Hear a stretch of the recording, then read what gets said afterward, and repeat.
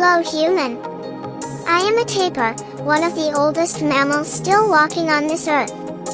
Long before roads, cars, and cities existed, my kind lived peacefully in the forests you see today. You may recognize me by my black and white body, but there is more to me than my appearance.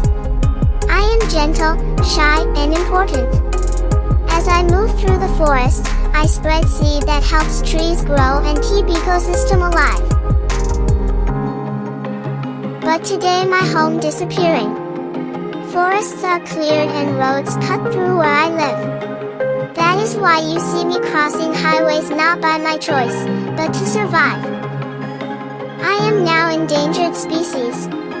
If I disappear, the forest will suffer and so will the world you live in. I do not want you to stop developing your world, I ask you to develop it wisely. Slow down on Forest Road and protect our forest. Remember that this land is shared. I am not just an animal you see in books or signs. I am a life depending on your choice. Please remember me because when you protect me, you protect the future of nature itself. Bye-bye.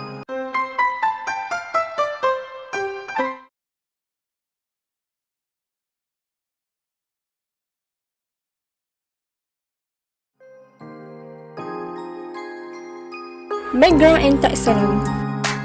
The Malayan tapir is the largest of the 4 species of tapir and the only one native to Asia.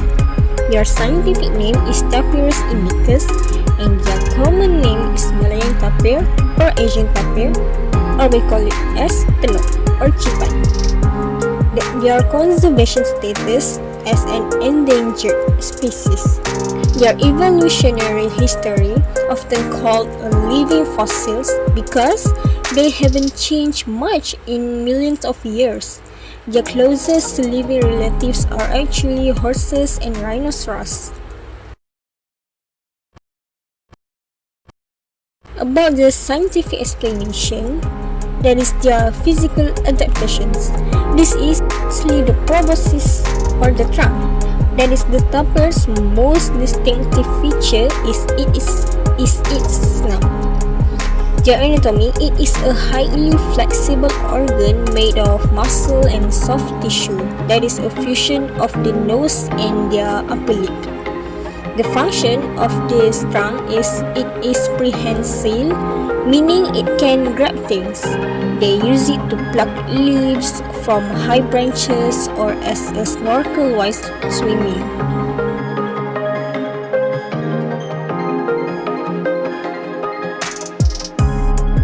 And it is also have a disruptive coloration, that is the aureole look.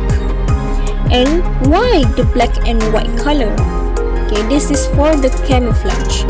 In the moonlight or the dappled light of the rainforest, the high contrast pattern breaks up the outline of the tapir's body. This makes it harder for predators to identify them as a single animal. Secondly, it's a juvenile coats. Baby tapirs are born with brown coats and white stripes or spots like a watermelon to mimic the sunlight filtering through the forest floor. They only get the black and white look after 4 until 7 months. And lastly, it is about the digestive system and ecological role, that is their speed dispersal. Tapirs are gardeners of the forest. They eat a huge variety of fruits and plants. Because they move long distance and have a relatively slow digestion, they poop out seeds in different locations and also helping the forest regenerate.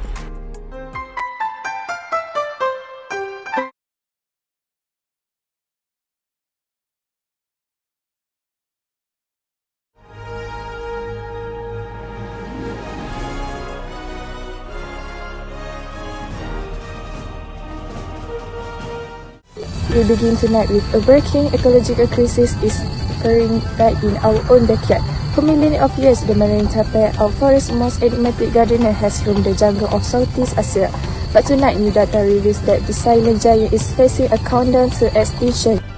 Classified as endangered on the IUCN Red List, the Malayan tapir population has plummeted to fewer than 2,500 mature individuals globally. Here in Peninsula Malaysia, the situation is even more dire, with some estimates suggesting as few as 700 to 800 remain in the same line. Here along the central forest spine, where the primary driver of this decline is visible to anyone passing by. Habitat fragmentation. As we expand plantation and carve our new highways, we are effectively islanding tapir territories. These solitary animals are being forced out of their homes just to find food or mates, leading them directly into conflict with human infrastructure. The most tragic result of this is the staggering roadkill rate. Between 2020 and early 2024, at least 112 Malayan tapirs were killed on our roads. Because they are nocturnal and have specialized eyes that limit their vision in bright light, they are essentially walking blind into the path of high-speed traffic. It isn't just about the numbers you see on the road. When tapir lost their primary forest, they wander into villages and orchards. We've seen over 410 complaints regarding tapir disturbance in recent years. When these animals are translocated, their survival success rate is dangerously low. Furthermore, their slow reproductive cycle, a 40-month pregnancy for just one calf, means they simply cannot outbreed the rate at which they are being killed. And what is the impact if we lose them? Expert warned of a catastrophic ripple effect.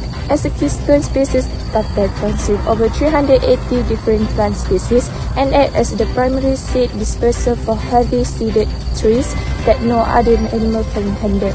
If the tapir goes, our rainforests lose their natural ability to regenerate.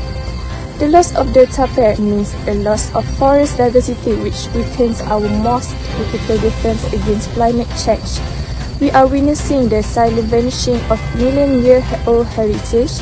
The question remains, can we change the headlines before the story ends? Stay tuned as we continue to monitor the status of the Malayan Tapir Conservation Action Plan. I'm Nurhaniza Abu Bakar reporting for Breaking News. Thank you.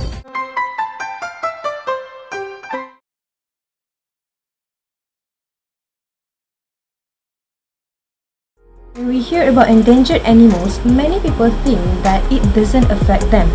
But the decline of these animals like Malayan tapir is a serious warning that our environment is in danger. So what can we do and why we should care? Scientists study Malayan tapirs to find out why their numbers are going down. The main problem are habitat loss from deforestation, road accidents, and illegal huntings. Research helps scientists find important places to protect and create safe paths called wildlife corridors so tapir can move between forests safely. They also use tools like camera traps and GPS tracking to watch tapirs. This helps to prevent poaching and conflicts between humans and tapirs. Without scientists, protecting tapirs will be very hard. Next, what society and governments can do? Governments can help by enforcing laws against illegal hunting and deforestation. They can build wildlife crossings such as eco-bridges to prevent road accidents. People in society can also help by supporting conservation program and teaching other people about tapirs. When community understands why tapirs is important, they are more likely to protect our forests. Finally, what can individuals do? Even small action helps. We can use less paper and choose sustainable products to reduce deforestation. We can drive carefully in wildlife area, report illegal activities, and support organizations that protect endangered animals. We can also share information about Malayan tapir on social media, or school project can also raise awareness.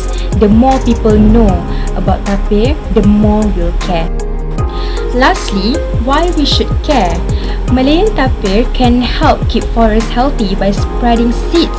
If they disappear, the forest balance is affected. Protecting tapirs also means protecting biodiversity and the environment.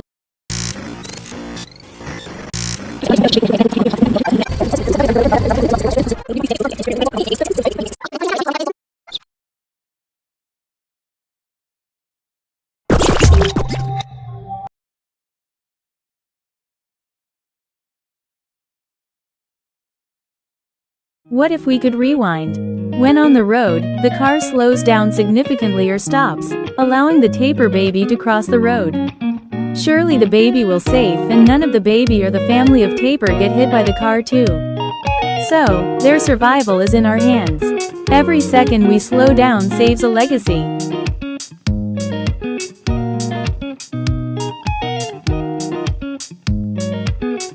To prevent tapirs and other wildlife from being hit by cars, drivers must slow down, stay alert, especially at dawn, dusk in wildlife areas, use lower beams, and avoid swerving, while authorities need to build and maintain proper wildlife crossings, eco-bridges, underpasses, and educate the public on responsible driving through habitat.